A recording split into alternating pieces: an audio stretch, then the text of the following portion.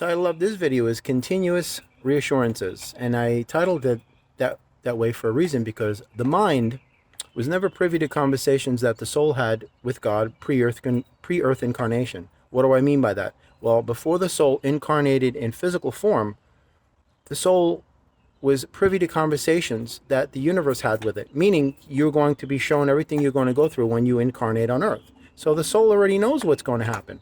But the inherent dilemma is, for the mind, that it was not privy to these conversations. In other words, the mind wasn't even created yet, because the mind is physical. That's why they say physical mind. So therefore, it was not in that conference room with God. So it's oblivious, clueless, absolutely unaware of what happened inside that conference room, metaphorically speaking. So when the soul incarnates, the soul knows full well what's going to happen from the moment of the journey, the inception of the journey, the physical journey, until the terminus of that physical journey.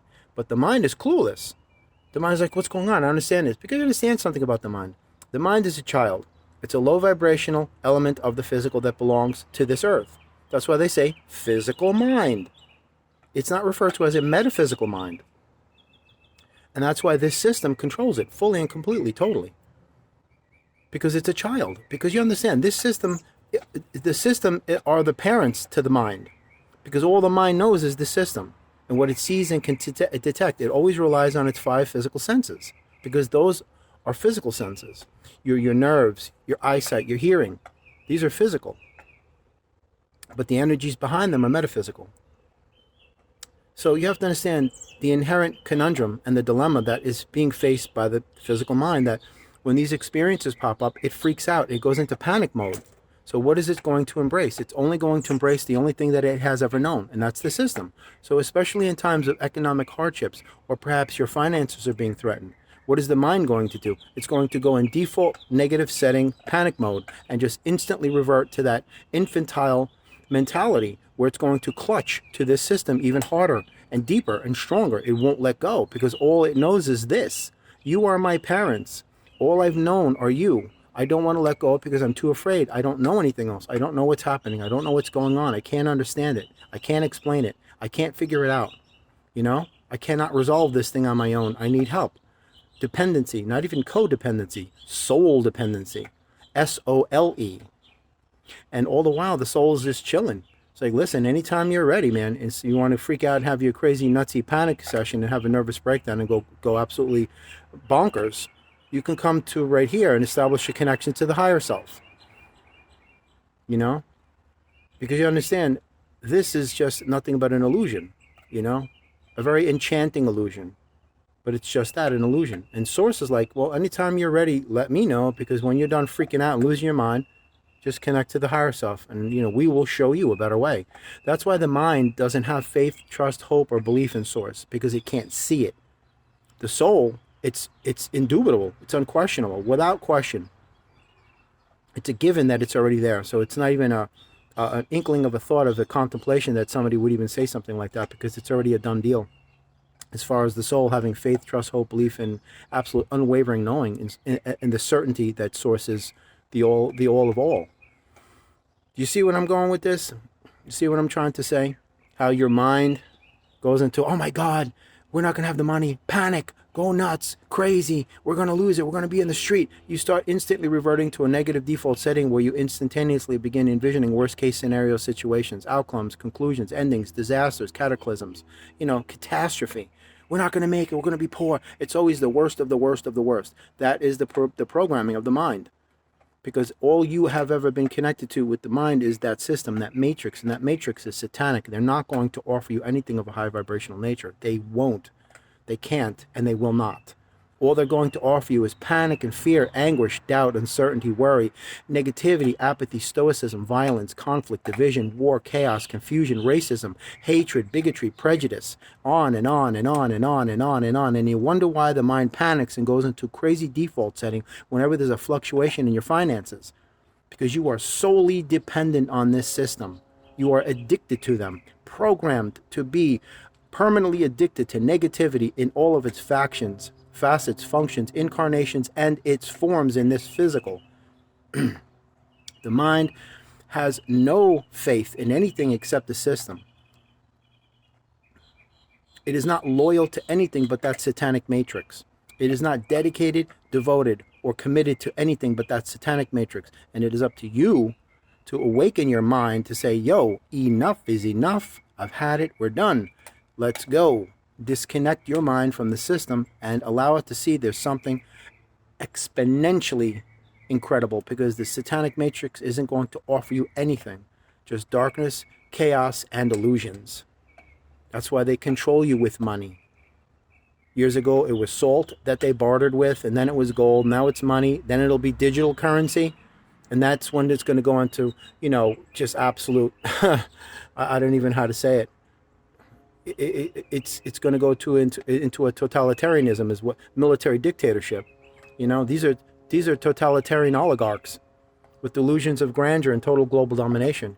This is a plutocratic kleptocracy. This is not a democracy. We're talking about autocracy, folks. Total, complete control over every aspect of your life. Look at what's going on in China. That's what they're looking to push on the entire world, the entirety of this planet. They don't want a global economy. They just want one economy. Wherever you give, everybody gets paid the same wage. They want one. That's what they refer to as their new world order. This isn't anything new. I remember, what was it, about almost a year ago, the imitation president that's been implanted in office here. He did a Freudian slip. Right on the news, it's all recorded, where Joe Biden said, this is a new world order. And then I'm quite sure his Illuminati handlers freaking, clamped down on him. And they shut him down. And you don't hear that anymore. They probably omitted the clip. I guarantee you probably won't see it on YouTube.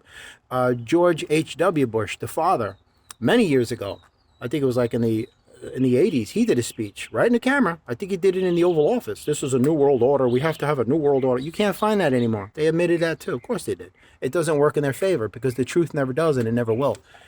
So what I'm trying to say, this is the reason why the physical mind is solely dependent on that system, because all it's ever known is the system as its parents. This is the reason why people get locked up, because they can't handle it out here. So they deliberately break the law, so they go to jail, because they get 3 hots and a cot, medical, dental, they get college, they get everything. They get a roof, free clothes, because they can't cope on an adult level. They're children. Even if they're 50s and 60s, the mind is still a 3-year-old. It's what you call a man-child or a woman-child. You see them. Doesn't matter if somebody's 30, 40, 50 years old physically, the body is, but the mind has never been developed past a certain age. The 3-4-year-old barrier, then it just stopped. You see how petty and childish people are, especially when you're on the parkway. They got to cut you off, or they have to win. Egotistical, competitive, comparative nature. They got to beat you. They got to be the one to, oh, haha, I got you. You see, that's the level that they're operating on here. So what would make you think that the mind has changed somehow when you're not in that dynamic, in that scenario? It never does. Whenever you get into a sense of panic and uncertainty, the mind goes right back to that satanic matrix. No faith, no trust, no hope, no belief in Creator. Nothing. I don't believe you because I don't see you, so therefore you don't exist, and I don't give you my faith and my belief and my trust, so I'm going to give it to a satanic matrix, because that's all I've known and that's all I'm familiar with, so that's all I'm going to connect myself with and stay there. And that's why it is so hard for the mind to pull itself out of the matrix, because it cannot do it of its own free will. That's why the soul is tasked with quieting the screams of the mind in order for the soul to listen for the whispers from heaven. And those whispers are divine transmissions that are sent through your heart to your soul. This is information that the soul needs to continue its journey. Instructions, guidance, support, directions, wisdom, knowledge, all of it. It's all there. It's an all-encapsulating, a fully encompassing experience that's being sent to you with divine transmissions. It's never sent to the mind, because the mind is a child. But the premise of you being here is to waken the mind to the realization of something other than what the 5 senses can detect. And when that day comes, that's when it will be exponentially different for you. It won't be an epiphany. It will be the catalyst of your awakening. Because only you can awaken yourself to the reality of God. That is you, not above or source is everything. The soul panics, man. The soul listens to religion. Oh, please, God, please make me hit the lottery. God meaning up in the sky, some white guy up there. Oh, God, please, I'm praying that my family's okay and all this stuff. That they get you to do that. This creates a sense of disconnection. that you are not connected to the everything of everything. That's how they control you. Religion does this very well. They create a sense of disconnection between human beings and source.